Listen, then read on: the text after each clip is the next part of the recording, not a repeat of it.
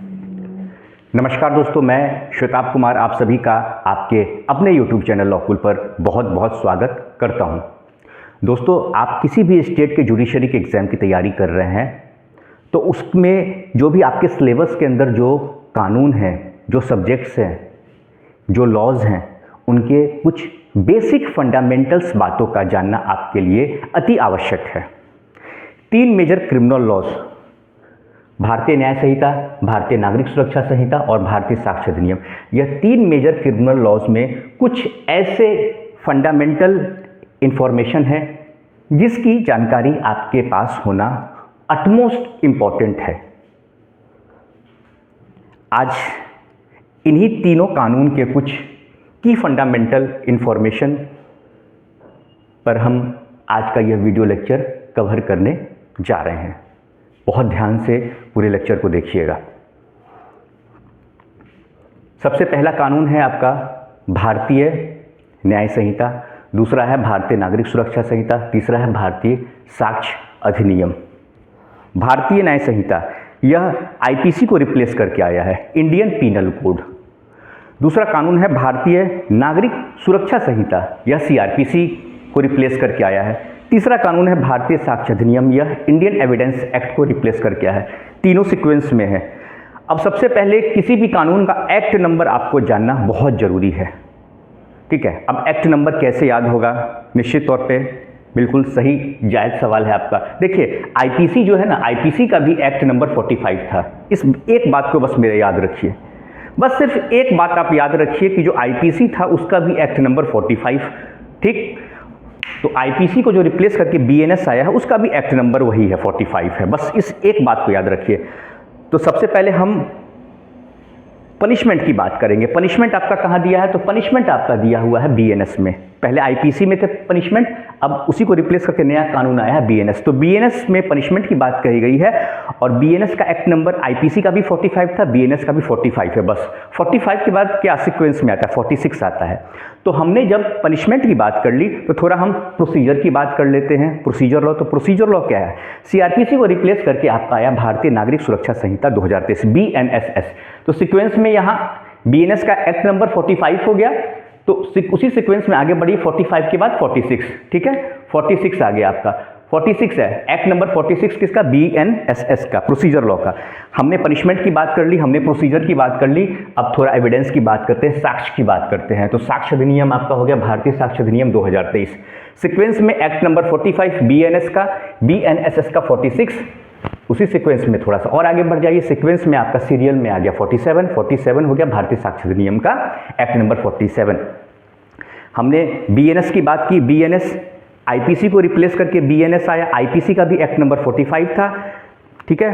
तो आईपीसी को रिप्लेस करके जिसका एक्ट नंबर 45 था, कौन सा कानून आया? तो बीएनएस आया, भारतीय न्याय संहिता, उसका भी एक्ट नंबर 45 हो गया, ठीक। उसी में आगे बढ़ते हैं प्रोसीजर लॉ।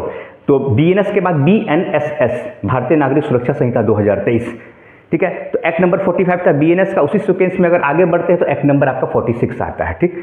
तो हमने पनिशमेंट की बात कर ली, हमने प्रोसीजर की बात कर ली, एविडेंस की बात करते हैं तो भारतीय साक्ष्य अधिनियम। उसी सीक्वेंस में आगे बढ़ते हैं 45, 46 के बाद क्या आता है? 47 आता है। 47 आपका क्या आ गया? एक्ट नंबर किसका है? तो भारतीय साक्ष्य अधिनियम का है, जो कि आपका इंडियन एविडेंस एक्ट को रिप्लेस करके आया। तो ये ट्रिक है आपका। बस आईपीसी याद रखिए, आईपीसी का भी एक्ट नंबर 45 था और जो बीएनएस उसको रिप्लेस करके जो नया कानून है उसका भी एक्ट नंबर 45 है। उसी सीक्वेंस में आगे बढ़ जाइए, 45, 46, 47, 45 बीएनएस, 46 बीएनएसएस 2023, 47 भारतीय साक्ष्य 2023, ठीक। तो एक्ट नंबर की कहानी खत्म। कोई रॉकेट साइंस नहीं है, बहुत इजी है। अब कोई भी कानून होता है वो लोकसभा और राज्यसभा से उसे पास किया जाता है, ठीक। अपर हाउस राज्यसभा और लोअर हाउस लोकसभा, ठीक है। इस बात को याद रखिएगा। तो राष्ट्रपति से कब मंजूरी मिली? 25 दिसंबर 2023। 25 दिसंबर आपको पता है, तो 25 दिसंबर को रिलेट कीजिए और 25 दिसंबर 2023 को राष्ट्रपति महोदया से इस कानून को मंजूरी मिली।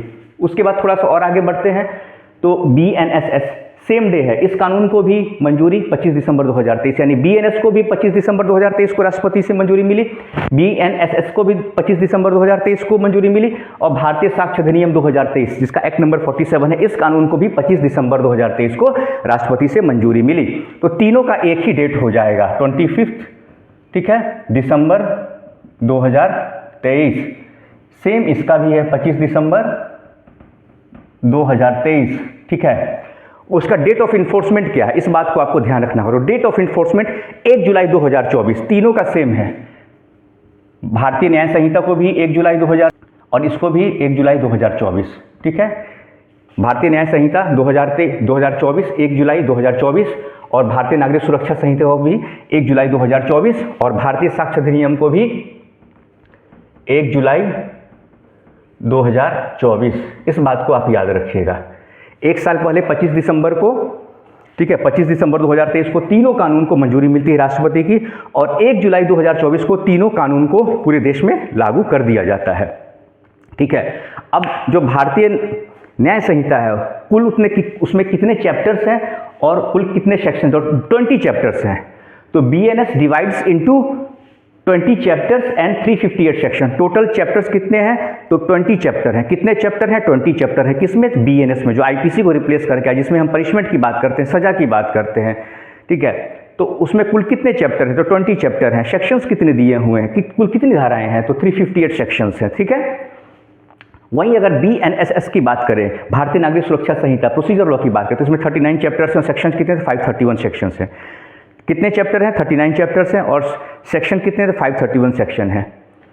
इस इंडेक्स को एकदम दिमाग में बैठा के रखिएगा। इंडेक्स बनाइए, कॉपी में लिखिए इस बात को, जैसे मैंने ये लिखा है वैसे कॉपी में लिखिए, आपको दिमाग में बैठ जाएगा यह बात। बहुत ईजीएस्ट मेथड से बता रहा हूँ। वहीं अगर भारतीय साक्ष्य अधिनियम की बात करूँ तो इसमें कुल कितने चैप्टर्स हैं, 12 चैप्टर्स हैं। कितने चैप्टर्स हैं, 12 चैप्टर्स हैं। सेक्शन कितने, 170 सेक्शन है और कुल पार्ट कितना है, तो चार पार्ट में इसको डिवाइड किया गया भारतीय साक्ष्य अधिनियम।